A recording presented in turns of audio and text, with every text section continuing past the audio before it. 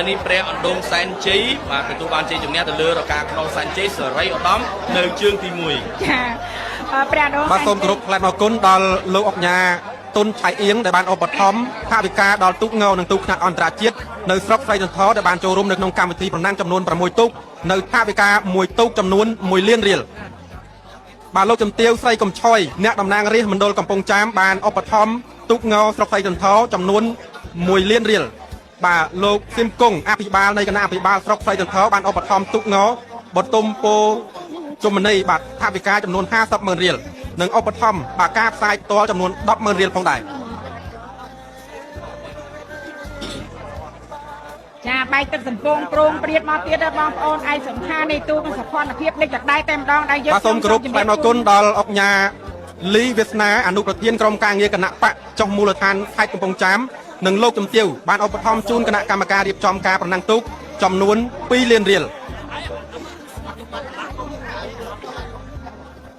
ចាទូកគូទី6លេខរៀងទី16គៀនជ្រៃស្រីសោះក៏ជាទូកដែលមានគេឈ្មោះបោះសំលេងនៅប្រចាំខេត្តកំពង់ចាមយើងនេះផងដែរខ្សែទឹកខាងក្នុងខ្សែទឹកខាងក្រៅអំពើវ័នធីតារចនាមានជ័យចាទូកមកពីខាងជំនិចក្រូចឆ្មាកងឃុំឧបត្ថម្ភដោយអាដាមឧបនាយករដ្ឋមន្ត្រីជាសភារានិងលោកជំទាវរីឯគៀនជ្រៃស្រីស្រស់ឧបត្ថម្ភដោយលោកអង្គញាអាណាឌីនិងលោកជំទាវចាតែតែម្ដងបាទគៀនជ្រៃស្រីស្រស់បាទណាបាទឈ្មោះមែនទេបានអានឈ្មោះគាត់ផុតផងដល់ទីល្មមបាទចំណែកឯលបឿនហ្នឹងក៏ល្អដែរបាទគឺដល់ទីហើយឈ្នះបាទទៅលើអំពូវ៉ាន់បាទធីតារចនាមានជ័យហើយឧត្តមបាទគឺអាចតន់អត់អត់ទេតន់ទេ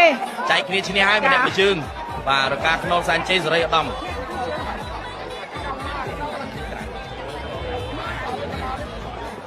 បាទខ្ញុំបាទក៏សូមអរគុណដល់អាដាមលុនលំថៃតំណាងរាស្ត្រមណ្ឌលខេត្តកំពង់ចាមលោកជំទាវបានឧបត្ថម្ភគណៈកម្មការរៀបចំប្រណាំងទូកខេត្ត$200គណៈកម្មការផ្សាយផ្ទាល់ចំនួន$50គណៈកម្មការបច្ចេកទេស$50អរគុណដល់អាដាមជាមច័ន្ទសុភ័ណ្ឌអភិបាលនៃគណៈអភិបាលខេត្តត្បូងឃ្មុំ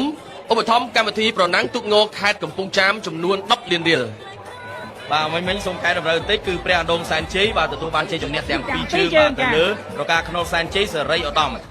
ចាការប្រជើងទី1ហ្នឹងឃើញថាឈ្នះដាច់គៀនជ្រៃស្រីស្រស់ដែលឧបត្ថម្ភដោយលោកអង្គញាអាម៉ារីនិងលោកជំទាវមកពីខាងកំពង់សៀមបដូរទៅនៅខ្សែទឹកខាងក្រៅវិញម្ដងកំពុងតែនាំមុខទៅលើអំពើវ័នធីតារចនាមានជ័យជំនិចក្រូចឆ្មារបស់អាដាមឧបនាយករដ្ឋមន្ត្រីជាសភារានិងលោកជំទាវផងដែរចាគៀនជ្រៃស្រីស្រស់របស់លោកអង្គញាអាម៉ារីនិងលោកជំទាវនៅតែ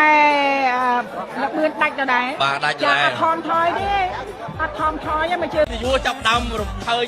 នៅលបឿនរួនរាយបាទរៀងខ្លួនបាទយើងឃើញហើយបាទការប្រណាំងទូកតែធ្វើការគូកងពីមន្ត្រីបច្ចេកទេសរបស់យើងនេះល្អមែនទែនបាទទូកលឿននឹងប៉ះគ្នានឹងកាន់តែល្អមើលបាទសម្រាប់ទាំងអស់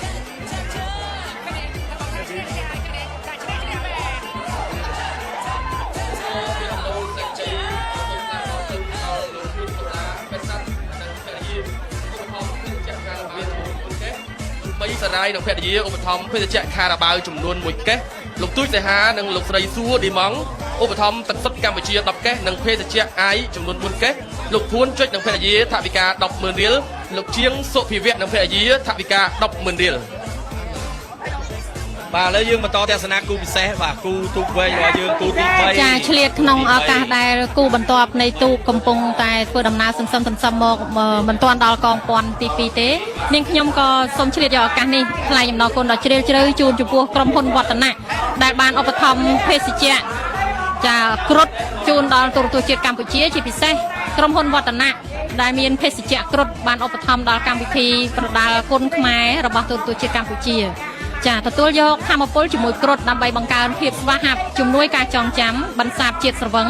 ដាស់ស្មារតីបង្កើននិងបំពេញធម្មពលបំបត្តិភាពនឿយហត់អស់កម្លាំងនិងផ្ដល់ភាពស្រស់ស្រាយគ្រប់ពេលវេលា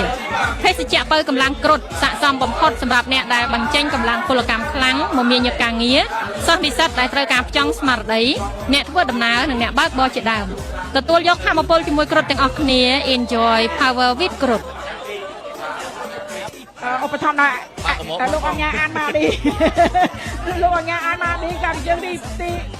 2ហ្នឹងគឺសំខាន់ណាស្រស់ស្អាតយ៉ាងល្បឿនយ៉ាងឯកសណ្ឋាន បាទអីលើដកហើយបងដកហើយណា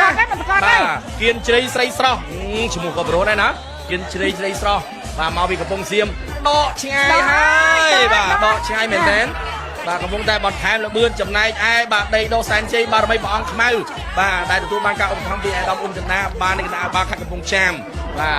បាទឥឡូវនេះកំពុងអូបាទដកច្រើនណាស់ ជើងពាក់កណ្ដាលទូក៏ បាទជើងពាក់កណ្ដាលទូនោះឃើញចំណុចឃើញតែចង្វាទេណោះចង្វាកំពុងតែអុកឲ្យចាក់យើងដើម្បីឲ្យចំណុចនោះបានបន្ថែមនៅបច្ចេកទេសបាទដើម្បីដាច់ អូដកចិត្ត អាចនឹងដាច់ទៀតណា អាចចង់និយាយថាមកគាត់ ដាច់ហើយដាច់បាត់ហើយបាទគៀនស្រីស្រីស្រស់ អាយ៉ាដាច់តិចម្ដង ហើយកំពុងសៀមកំពុងចាមលេងជាមួយក្រុមកំពុងចាមបាទឥឡូវមកដាច់បាត់តែម្ដងបាទអមិញនេះប្រហាក់ប្រហែលគ្នាទេបាទ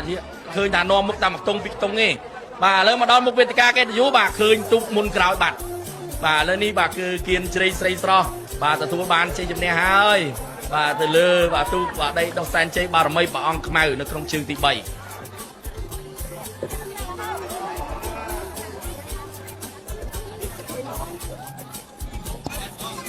ចាលោកស្រីទូរទស្សនិកជនជាទីគោរពឆ្លៀតក្នុងឱកាសនៃព្រឹត្តិការណ៍ប្រណាំង